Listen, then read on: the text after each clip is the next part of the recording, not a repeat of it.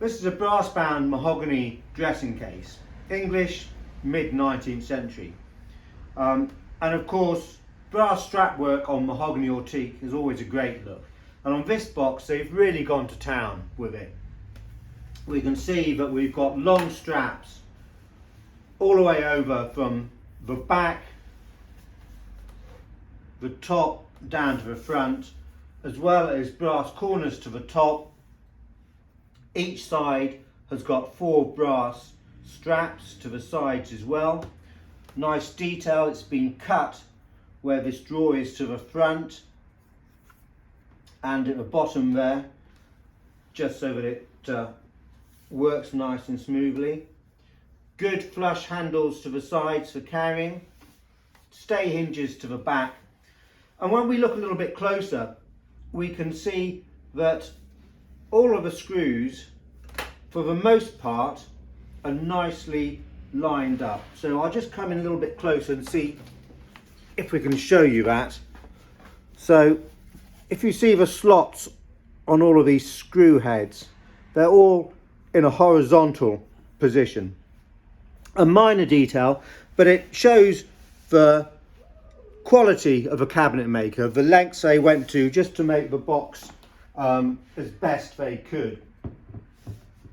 To the top, we've got a star engraving plate, which is blank, no initials engraved there.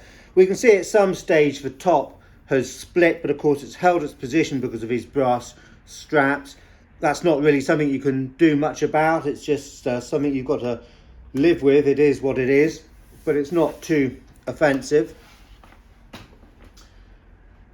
Now let's move in a little bit closer and we'll start to show you the interior of a box and what's going on there. So this raised escutcheon indicates that the lock might be a Brahma, and indeed it is. If we take out this replaced key that we've had made for it, we can see that it's cut just like a Brahma lock. And if we open this lid here, let me see if I can just tip this to show you. Hopefully you can just read on the lock there, it says Brahma. Now, because the lock is not sprung, it's not going to self-lock when you close the lid, which is fortunate.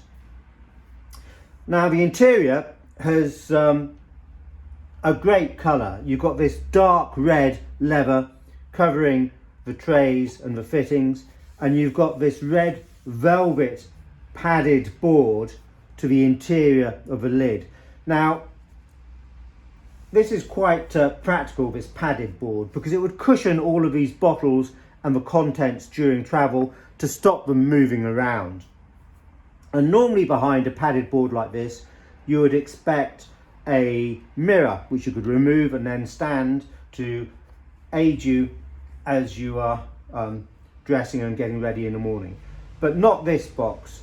This is slightly different.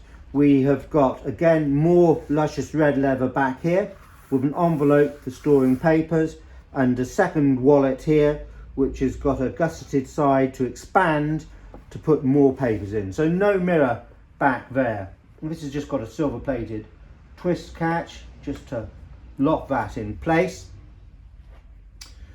So onto the rest of the interior. Here you would have had 2 razors, and this section here would have taken a portable shaving brush.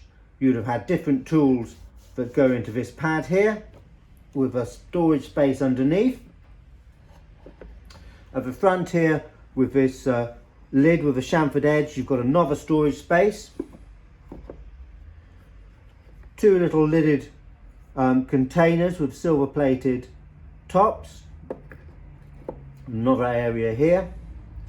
And you've got 4 bottles to the side, again with silver plated lids. Now they're all in quite good condition, apart from this one, which hopefully you can just see has got a crack to the shoulder there. It's from the inside, you can't feel it as you rub your finger over the top.